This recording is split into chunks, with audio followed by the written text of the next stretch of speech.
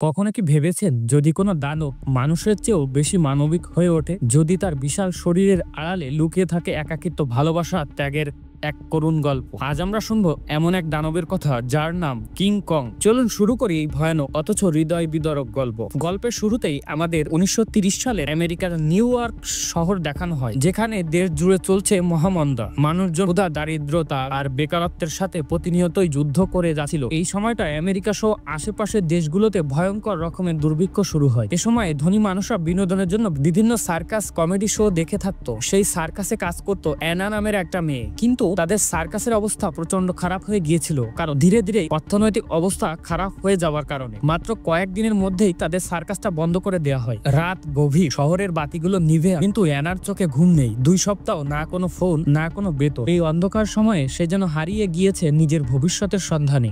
দুঃখ আর টেনশনে ভেঙে পড়া অ্যানা সেই সন্ধ্যায় এক থিয়েটার মালিকের সঙ্গে দেখা করতে যায়। তার চোখে বিনয়ের অনুরোধ, যে কোনো কাজ হলেই হবে, শুধু একটা সুযোগ দিন। কিন্তু লোকটা কঠিন ঠান্ডা কণ্ঠে বলে, তোমার মতো সুন্দরী মেয়ের কাজের অভাব হবে, কেনির কাছে যাও, সাফল্যের দরজা সেখানেই খুল। অ্যানা চলে যায়, কিন্তু তার মন জুড়ে তখনও অজানা ভয়।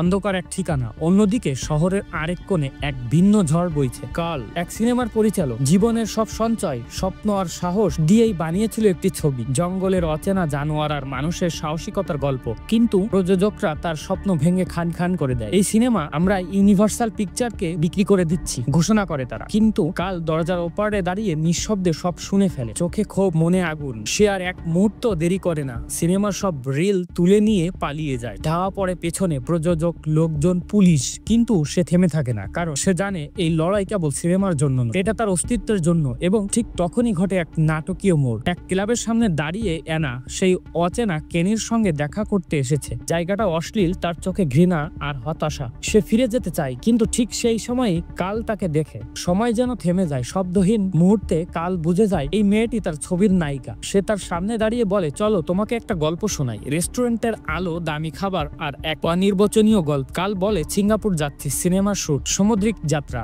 টাকা, খ্যাতি সবই তোমার হবে। এনার মুখে দ্বিধা, বিদেশ, অজানা জায়গা। সে চুপ করে থাকে। হঠাৎ কাল বলে বসে, এই গল্প লিখেছে জ্যাক। সেই নাম শুনেই অ্যানার হৃদয়ে বিস্ফোরণ। জ্যাক তার প্রিয় লেখক, যার প্রতিটি বই সে মুখস্থ জানে। এখন সেই জ্যাকের গল্পে অভিনয়ের সুযোগ। অ্যানার না করতে পারে, সে রাজি হয়। আর শুরু হয় সেই অজানা যাত্রা। কাল, অ্যানা, জ্যাক আর কিছু নাবিক মিলেই জাহাজে চড়ে বসেন। পেছনে পুলিশের সাইরেন, সামনে সমুদ্রের ডাকে ভরা নতুন দিগন্ত। জাহাজ এগিয়ে যায়। জ্যাককে রাখা হয় এক খাঁচার ভেতরে। হ্যাঁ, একদা সেখানে শিকারের জানোয়াররা থাকতো, এবং এখানেই জানা যায় জাহাজের ক্যাপ্টেন একসময় ছিল পেশাদার শিকারী। সে জানে বন্যতা কিভাবে বসে আনা যায়। জাহাজটা যেন শান্ত সমুদ্রের বুকে এক নিঃশব্দ দৈত্য। তার ভেতরে লুকিয়ে আছে কিছু রহস্য, কিছু অস্ত্র, আর একটি হলো ক্লোরোফর্ম প্রচুর পরিমাণে। চাইলেই যে কোনো মানুষকে নিমিষে অচেতন করে ফেলা যাবে। আর সেটাই ছিল কার্লের হাতিয়ার। এই রহস্যময় জাহাজে একান্ত প্রস্তুত হচ্ছিল মাইকেল, সাহসী, আত্মবিশ্বাসী আর নিজের ভেতরে দ্বিধা দূর করতে। সে যেন তৈরি হচ্ছিল কিছু একটা ভয়ঙ্কর বাস্তবতার মুখোমুখি হতে। অন্যদিকে অ্যানার চোখে ছিল উচ্ছ্বাস। প্রথমবার তার স্বপ্নের মানুষ, প্রিয় লেখক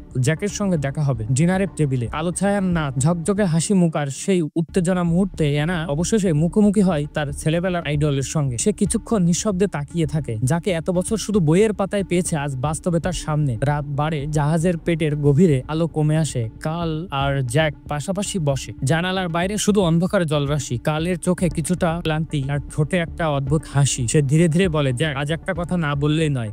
আমি আর তোমাকে মিথ্যা বলতে পারছি না। জ্যাক অবাক হয়, কি বলছো তুমি? কাল তখন এক নিঃশ্বাসে বলে ফেলে, তোমার গল্প, তোমার ভাষা সবকিছুই দারুণ, কিন্তু এই ছবির নামে সিঙ্গাপুর যাওয়ার গল্পটা সবই মিথ্যা।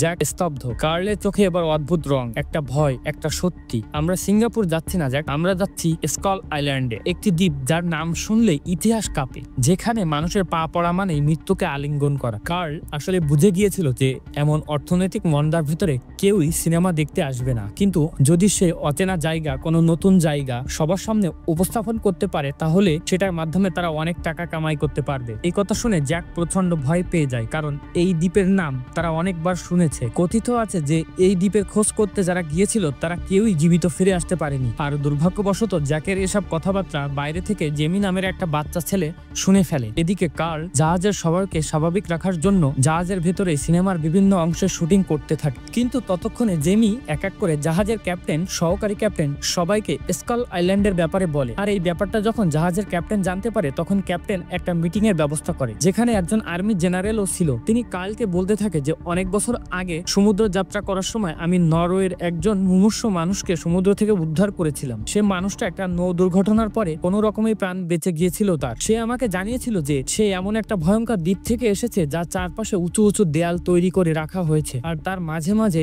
দেয়ালের অপর পাশ থেকে ভয়ঙ্কর চিৎকারের আওয়াজ শুনতে পাওয়া যায়। আর তাদের ধারণা মতে সেই লোকটা স্কল আইল্যান্ড থেকে জীবিত ফিরেছিল। কিন্তু এসব আজগুবি গল্প কার্ল একদমই বিশ্বাস করে না।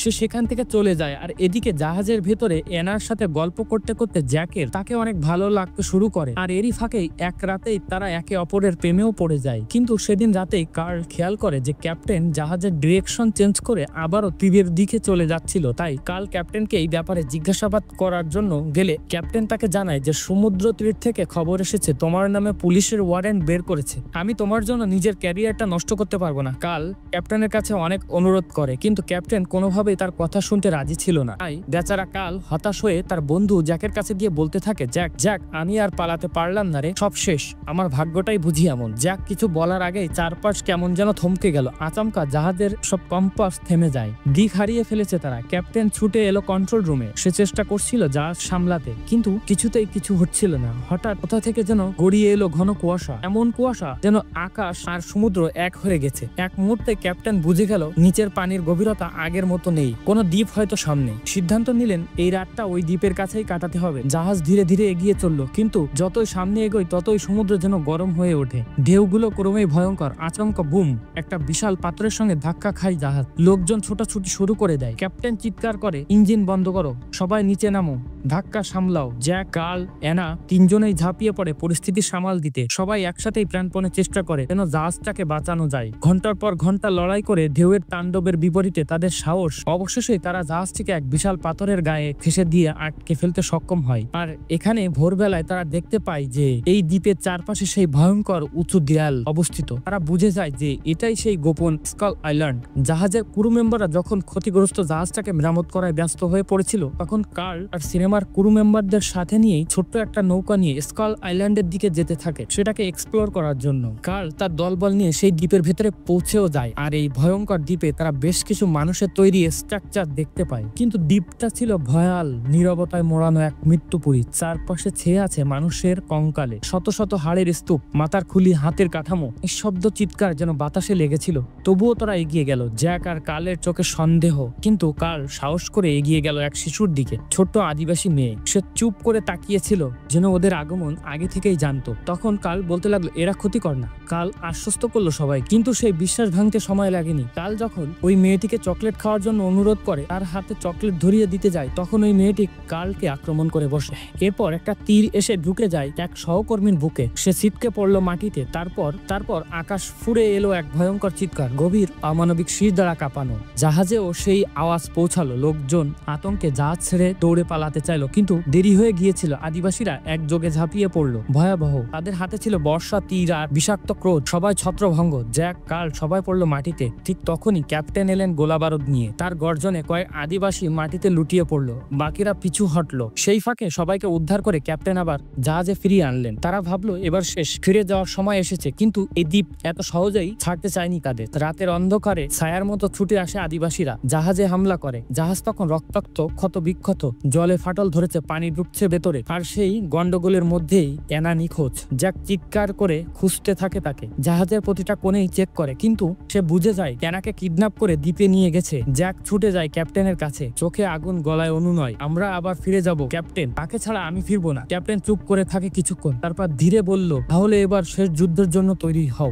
জাহাজ যখন প্রস্তুতি নিচ্ছিল, তখন সেই দ্বীপে এক অদ্ভুত আর ভয়াবহ আচার চলছিল। গভীর জঙ্গলের ভিতরে অ্যানাকে সাজানো হচ্ছিল যেন সে কোনো রাজকুমারী নয়, বরং এক বলি প্রদত্ত আত্মা। চারপাশে আগুনের আলো, নাচ গান, উন্মাদ আদিবাসীরা। এই উৎসবে উন্মাদনা সবই কং নামের এক অতিকায় রাক্ষসের জন্য। হঠাৎ ড্রাম বাজা থামে, সবাই থেমে যায়। নীরবতা যেন বাতাসকেও ভারী করে তোলে। এরপর সে আসে, আকাশ ছুঁয়ে ফেলে এমন উচ্চতায় এক বিশাল গরিলা, চোখে লাল রক্তিম জ্বলন্ত, শরীরে বনের জ্যান্ত ইতিহাস। সে শুধু সামনে এসে দাঁড়ায় না, সে অ্যানার চোখে তাকায়। কোনো মানসিক যোগাযোগ নাকি এটা অচেনা সূক্ষ্ম চেতনা? কং কাউকে কিছু বলে না, সে কেবল এনাকে হাতে তুলে নেয় আর নিঃশব্দে জঙ্গলের গভীরে মিলিয়ে যায়। এই দৃশ্য যেন আদিবাসীদের পাগল করে তোলে। ততক্ষণ ততক্ষণে জাহাজ থেকে অন্য একটি দল রওনা হয়ে গেছে ছোট নৌকায়। কার্ল, মাইকেল, কয়েকজন সৈন্য ও একজন আর্মি জেনারেল। কিছু দূর এগোতেই তারা প্রথমবার শুনতে পেল রাক্ষস গরিলার চিৎকার। চারপাশ যেন কেঁপে উঠলো, আর সেই আওয়াজে আদিবাসীরা দিশেহারা হয়ে পালাতে শুরু করলো।